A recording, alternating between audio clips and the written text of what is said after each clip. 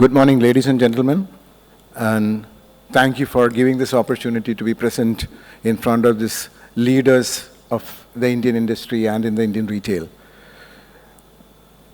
In the next 15 minutes, I'll briefly explain what's our vision and how we expect that an idea like ONDC is going to completely transform the way business and commerce takes place. I will not be able to explain in detail how the whole thing works. I'm sure that some of you know, and some of you and the rest of you who want to know will be able to get much more details from our website and so on and so forth. So let me start with a very controversial statement. Say that once ONDC become mature and smooth flowing, e-commerce as it is practiced today will become irrelevant. Why do I say that? You're all business leaders. You all are brand managers.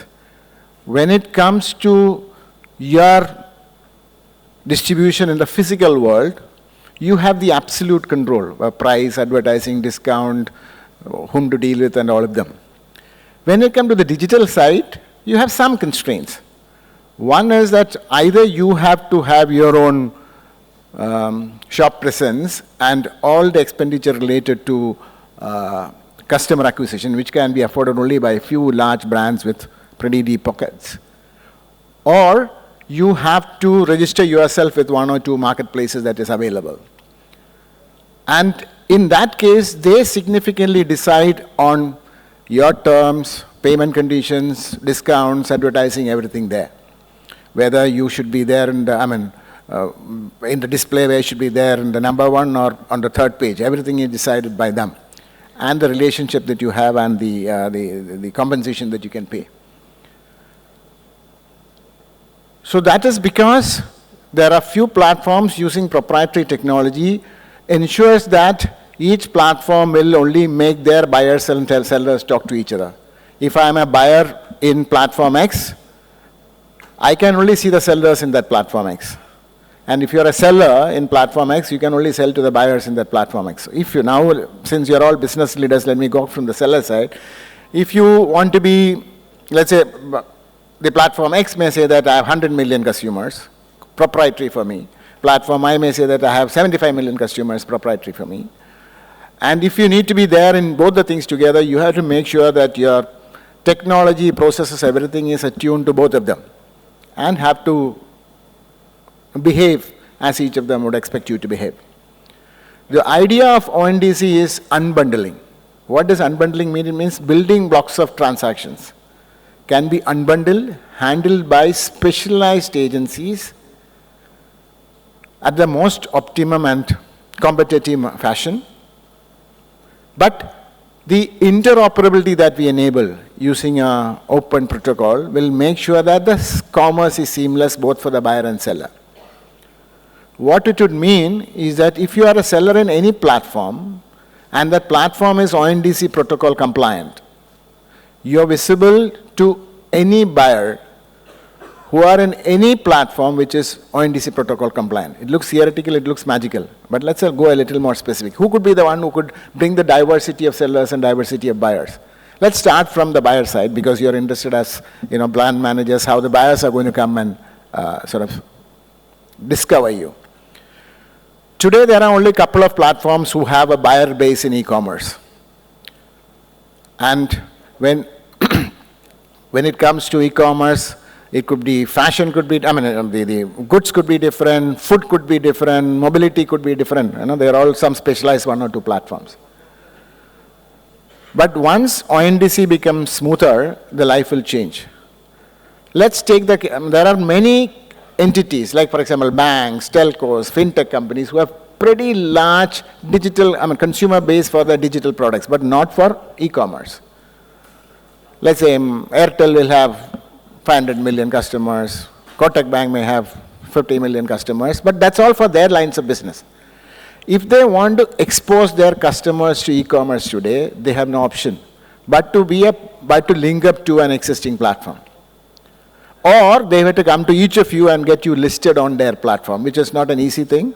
It's a complicated thing. That's not your expertise. Even you may not want to be listed in some 10 other platforms.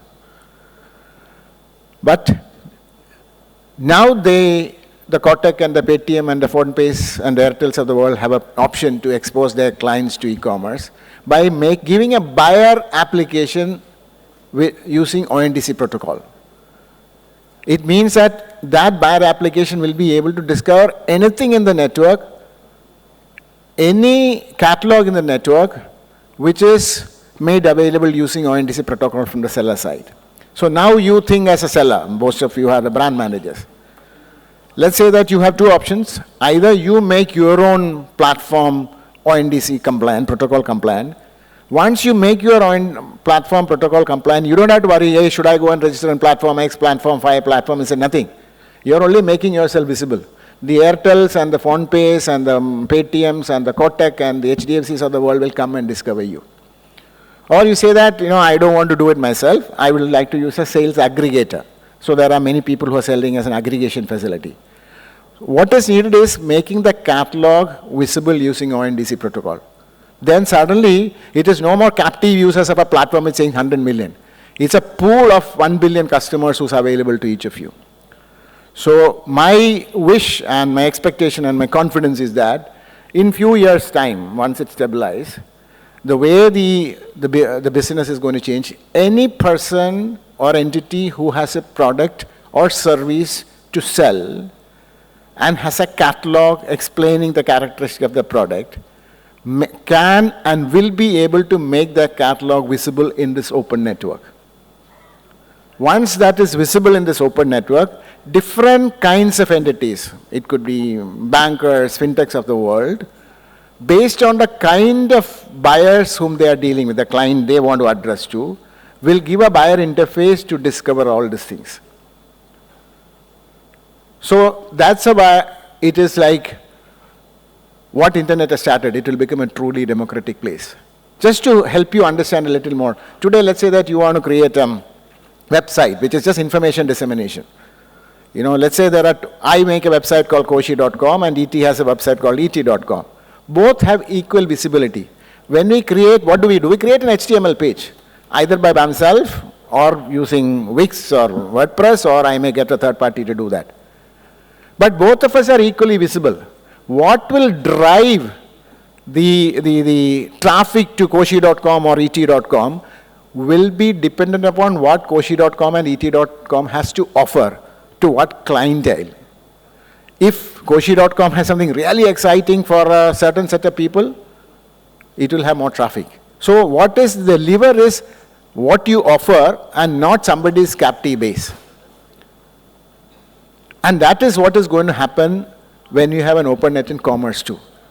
So it is no more a captive user base of sellers or buyer that is going to determine.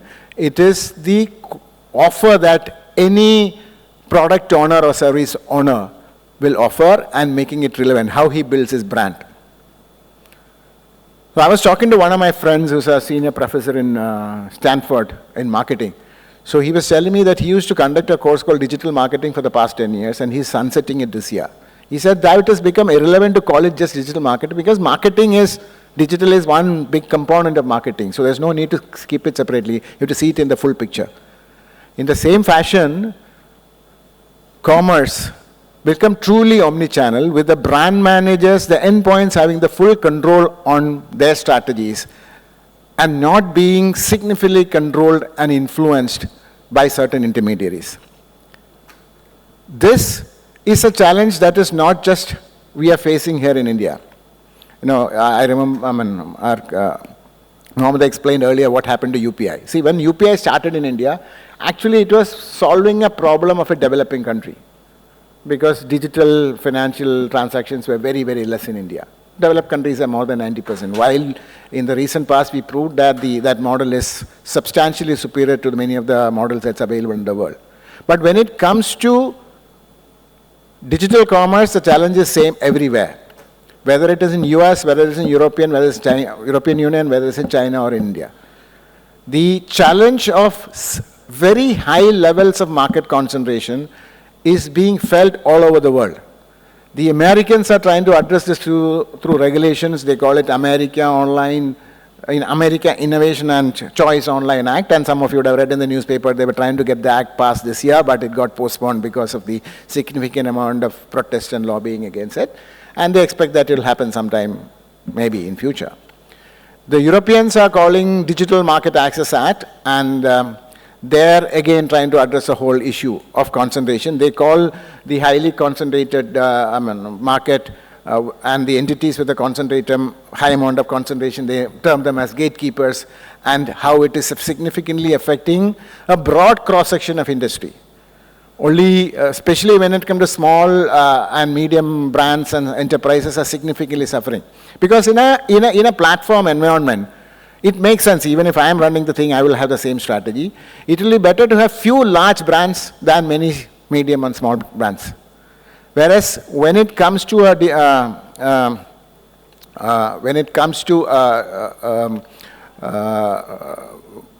open network, the situation is different. And that is how we are going, and I'll just take 2 more minutes. So that we have been able to get fantastic traction. We started our alpha testing in 5 cities in May. It has gone to 85 cities, which means only limited buyers and limited sellers. We opened ourselves to the world in Bangalore city last month in 2 components, which is grocery and food. And in the next 2-3 months, what we are planning to do is to have all the other fashion, beauty products, electronics, everything will be there. And we expect that in the coming year, January to quarter, you will see the sort of proliferation of that in a substantial fashion. So I just wanted to leave the big picture with you, and we'll be happy to sort of catch up with you, and or you can connect to ondc.org or send a mail to team@ondc.org to get a lot more details. Thank you.